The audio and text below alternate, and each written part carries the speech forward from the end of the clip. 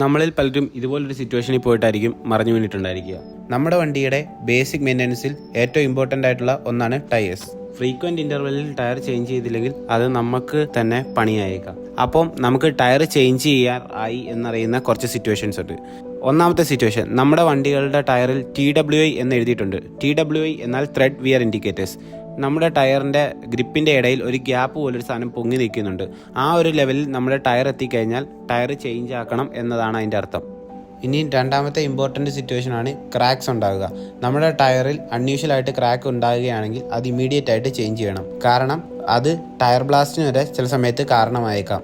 മൂന്നാമത്തെ സിറ്റുവേഷൻ, നമ്മുടെ ടയേഴ്സിൽ ഫ്രീക്വൻ്റ് ആയിട്ട് പഞ്ചേഴ്സ് വരികയാണ്. 5-6 തവണ നമ്മുടെ സെയിം ടയർ തന്നെ പഞ്ചറായി നമ്മൾ ഒട്ടിച്ചിട്ട് ഓടിക്കുന്നത് നമുക്ക് ഒട്ടും സേഫ് ആയിട്ടുള്ള കാര്യമല്ല. ഇനി അടുത്ത ഇമ്പോർട്ടൻ്റ് ആയിട്ടുള്ള കാര്യമാണ് ടയറിൻ്റെ ഒരു സൈഡ് വെച്ച് വെട്ടിത്തേയുന്നത്.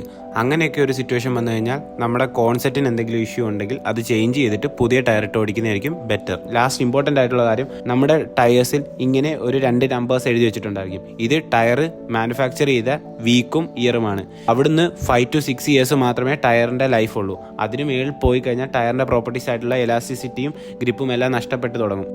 പിന്നെ ഇങ്ങനെയൊക്കെ ചെയ്തു കഴിഞ്ഞാൽ പ്രശ്നമില്ല എന്ന് പറയുന്നവരോട് എനിക്കൊന്നു മാത്രമേ പറയാനുള്ളൂ.